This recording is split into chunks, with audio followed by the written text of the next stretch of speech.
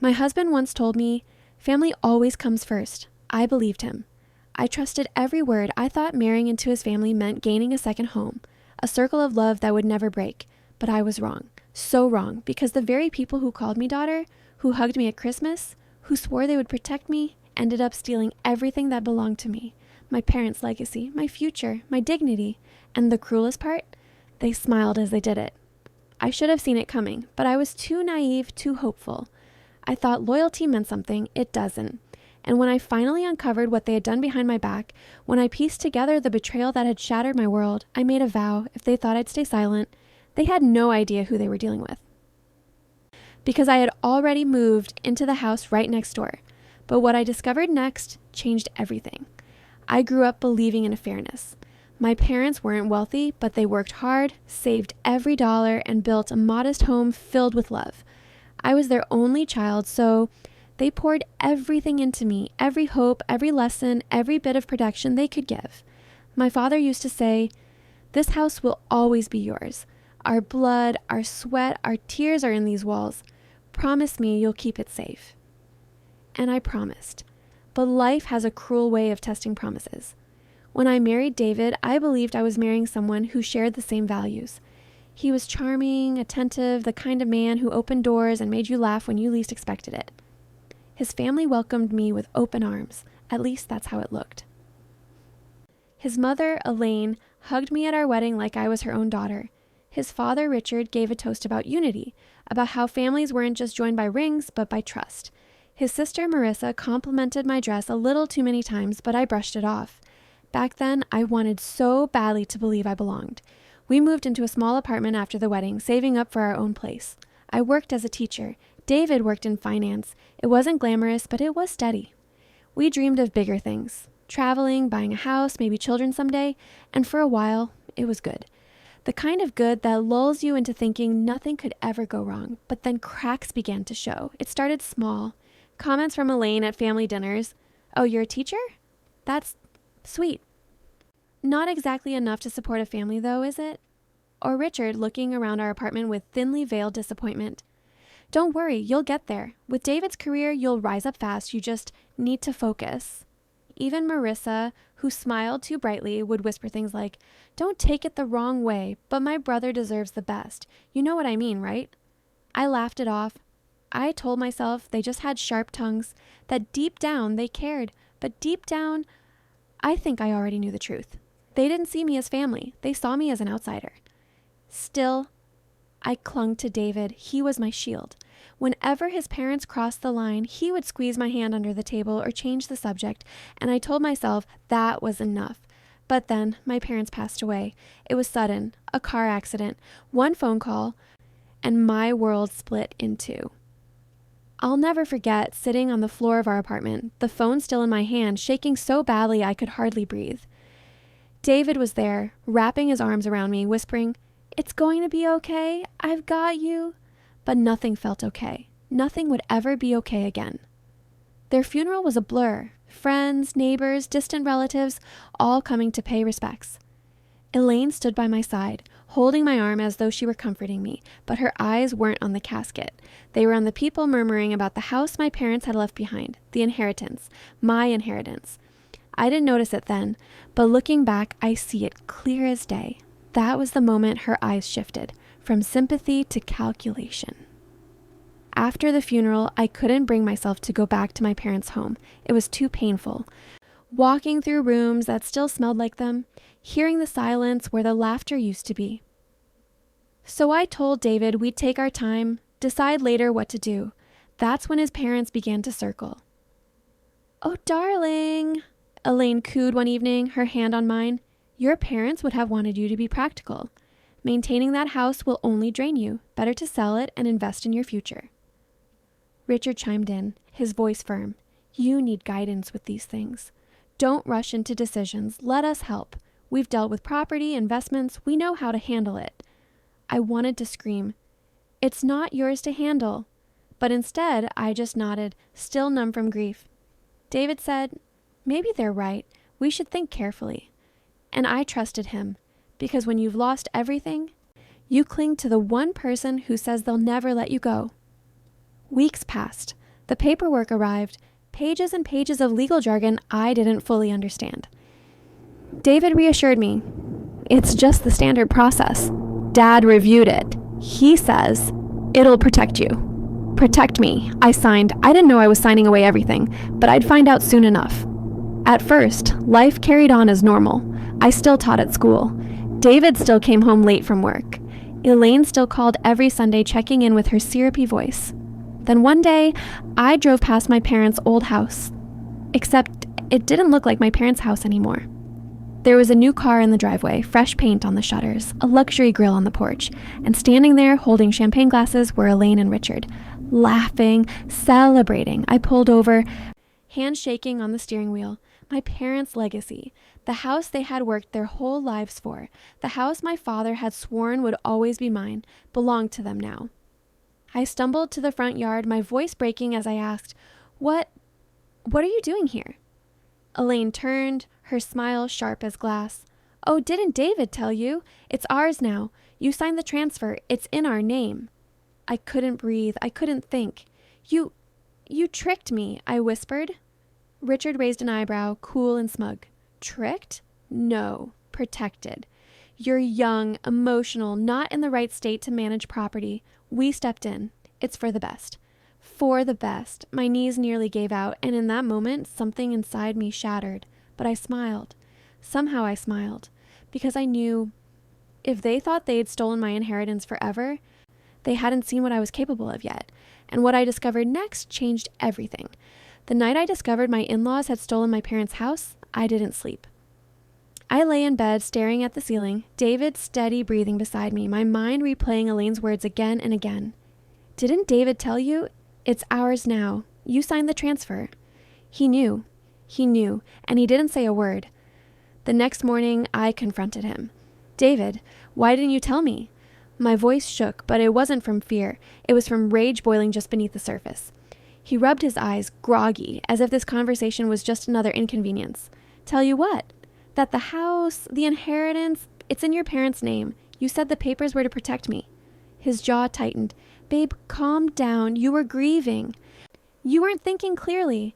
My parents did what was best for us, for our future. Our future. I laughed bitterly. How is giving away my parents' legacy to your family our future? That was supposed to be mine, David. Mine. He sighed like I was being unreasonable. You're overreacting. They're not strangers. They're my parents. One day, it'll all come back to us anyway. I stared at him, searching his face for the man I had married, the man who once told me family came first, but all I saw was someone who had chosen their family over me, and that was only the beginning. The weeks that followed were a blur of humiliation. Elaine and Richard flaunted their new investment to anyone who would listen. They invited neighbors over for barbecues on the patio, remodeled the kitchen, hosted dinner parties where they bragged about making smart moves with property. Every time I visited, it felt like I was walking into a nightmare. My mother's curtains, gone. My father's old armchair tossed out like trash, their laughter echoing through the halls where my parents once whispered bedtime stories to me. But the worst part? They invited me, as if it was some kind of joke. Come by for dinner, Elaine chirped one evening over the phone. After all, it's still your childhood home, in spirit. I wanted to scream, to burn the place to the ground, but instead I forced a smile and said I'd think about it, because deep down I knew showing my anger only fed them. But the betrayal didn't stop at the house. Soon little things started to unravel in my marriage. David became distant. He worked later hours. His phone buzzed constantly, and when I asked who it was, he'd shrug. Just work. But something about the way he hid the screen, the way his smile faded when he caught me glancing, made my stomach twist. One night, I picked up his jacket from the sofa, and a receipt fell out. Dinner for 2. At a restaurant we could never afford. My hands trembled as I stared at the date. The same night, he told me he was working late. When I confronted him, he didn't even bother denying it. Are you spying on me now? He snapped, snatching the receipt from my hand. Who was she, David? Tell me the truth. It doesn't matter. His voice was cold. You've been so wrapped up in your parents' death, your inheritance, your drama. I needed a break. Someone who doesn't drag me down. The words sliced through me like knives. drag him down? After everything I'd lost, after everything his family had taken, I wanted to collapse, but instead I stood tall, tears burning in my eyes. "You betrayed me," I whispered. He didn't answer, and in that silence, I realized the man I thought would protect me had become just like them. The humiliation only grew. Elaine began making sly remarks whenever we visited. "Oh, poor dear," she'd say, patting my hand. "It's a shame you don't contribute more financially, but don't worry. David works so hard, that's what matters." Or Richard, pouring himself a glass of expensive wine. "You know, if you had listened to us sooner, you wouldn't be struggling now. Lucky for you, you married into the right family." I bit my tongue so hard I tasted blood. Even Marissa joined in. She'd lean close, smirking. "David deserves a wife who makes him proud. You know, maybe one day you'll grow into the role."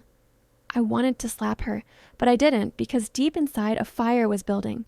The final blow came at a family gathering. It was supposed to be a celebration, Richard's birthday. Their mansion was filled with guests, the dining table covered in silver platters, the wine flowing freely. I tried to keep my head down to just survive the evening, but Elaine wouldn't let me. She raised her glass and said loudly, "To family, to loyalty, and to smart choices that keep the family legacy alive." Everyone clapped, glasses clinking. Then she turned to me, her smile wicked. "Of course, not everyone knows how to handle responsibility.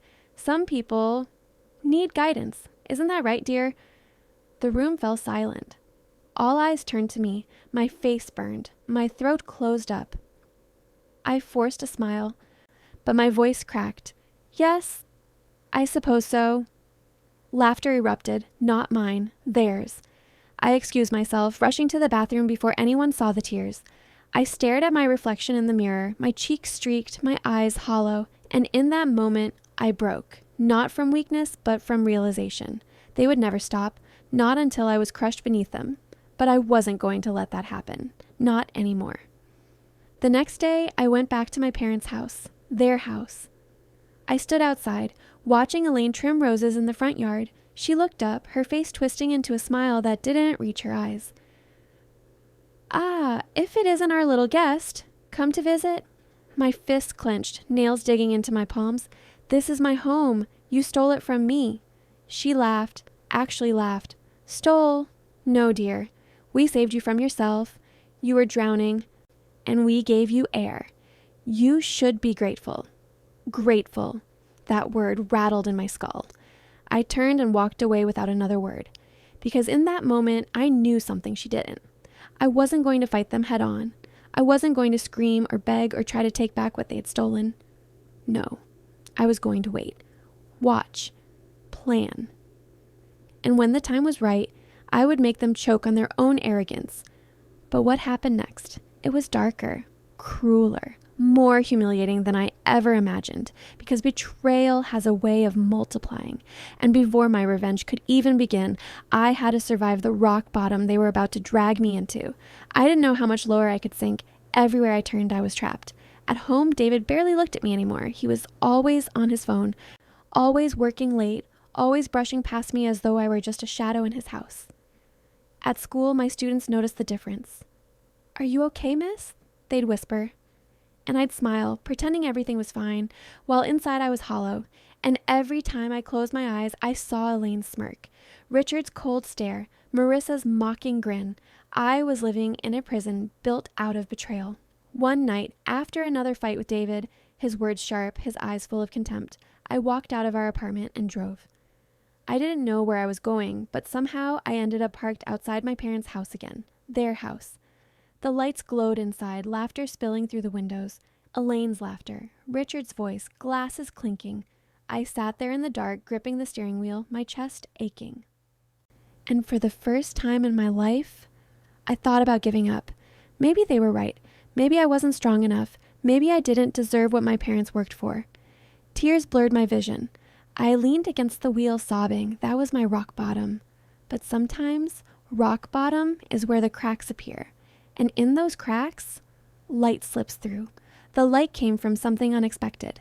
A week later, I received a call from the lawyer who had handled my parents' estate. "I just wanted to check in," he said. "How are you settling in after the transfer?" My throat went dry.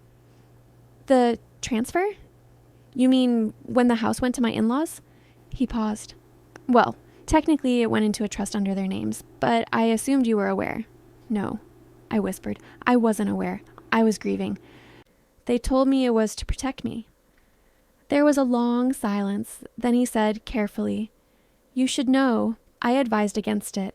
I told David it wasn't in your best interest. He insisted. His parents insisted. I didn't have authority to stop you from signing, but my blood ran cold. David knew. Yes, he knew everything. I ended the call, my hand shaking, my chest pounding with fury. David hadn't just stood by. He had orchestrated it. And now, for the first time, I didn't feel weak. I felt awake.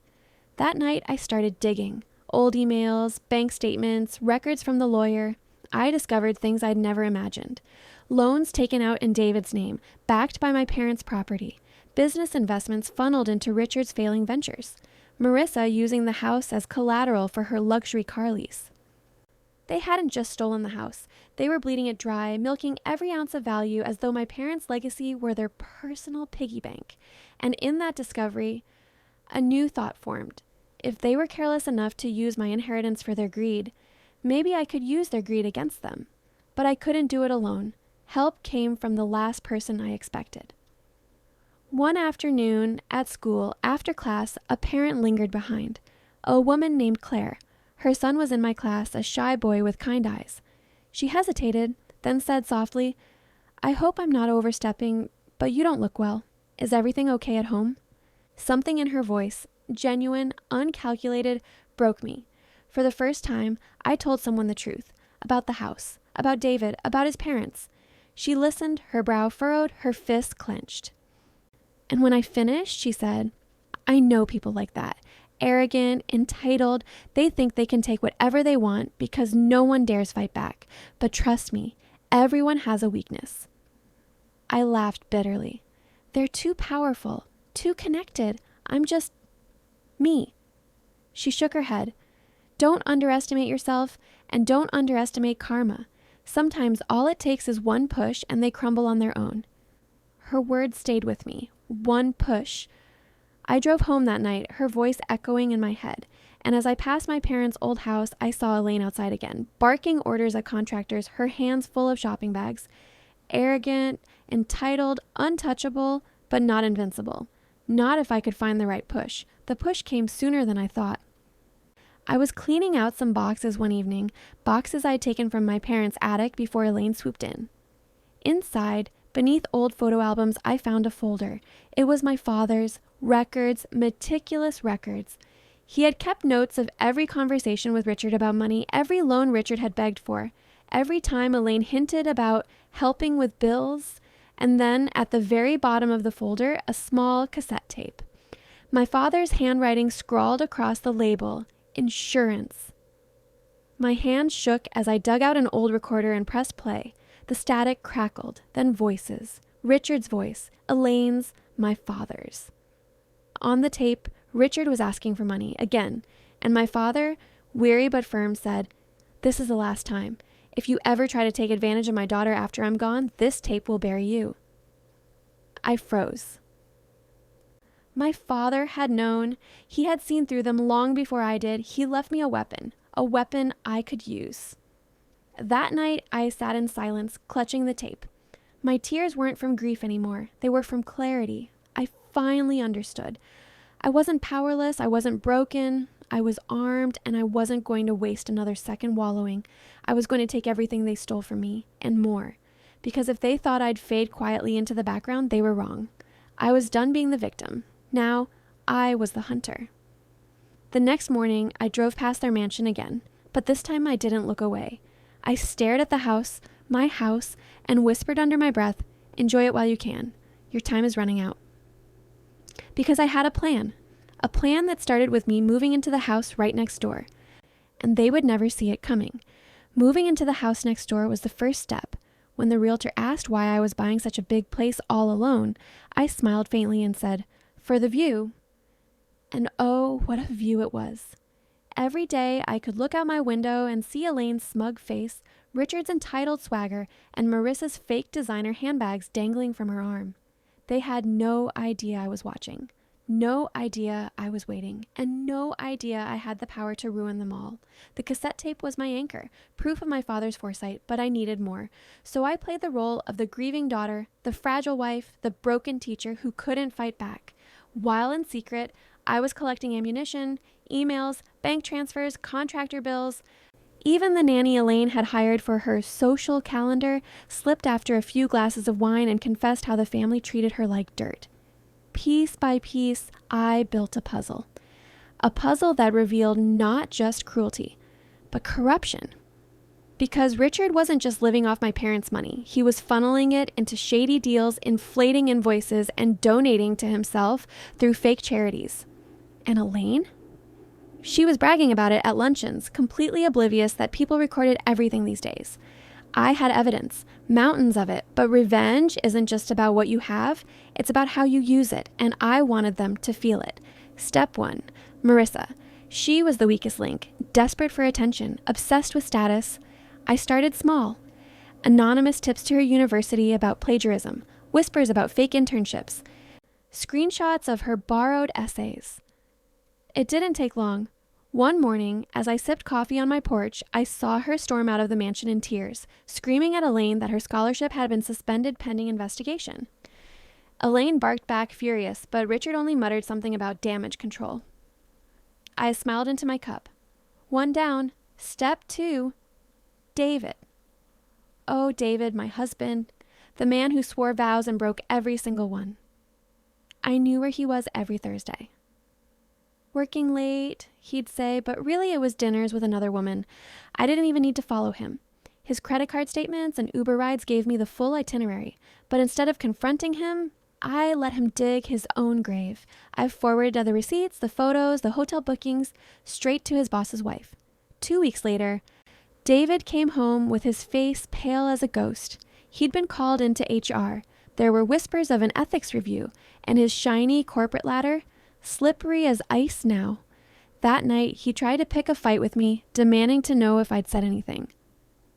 I looked at him, calm and cold, and said, "Why would I? You're doing a fine job ruining yourself." For once, he had no words. Step 3, Richard. This was the heart of it. He was the one who drained my parents' wealth, who manipulated every signature, every decision. But he was also arrogant, careless. So I sent an anonymous package to the local newspaper, copies of invoices, bank statements, and most damning of all, a clip from my father's cassette. The headline came 2 weeks later. Local businessman under investigation for fraud and misuse of trust funds. The fallout was immediate. Investors pulled out. His friends vanished. Even Elaine's social circle started whispering behind her back. I watched from across the street as Richard punched the air in fury, pacing the driveway while Elaine screamed into her phone. And I felt something I hadn't felt in years. Power. But the finale, that was reserved for Elaine. Because Elaine wasn't just cruel, she was calculated. She had orchestrated the disinheritance, wrapped David around her finger, and paraded through my parents' house as if she had earned it. She wanted the world to see her as untouchable, so I made sure the world saw her truth. I waited until her annual charity gala, her favorite stage, where she dressed in glittering gowns and pretended to be the saint of the neighborhood.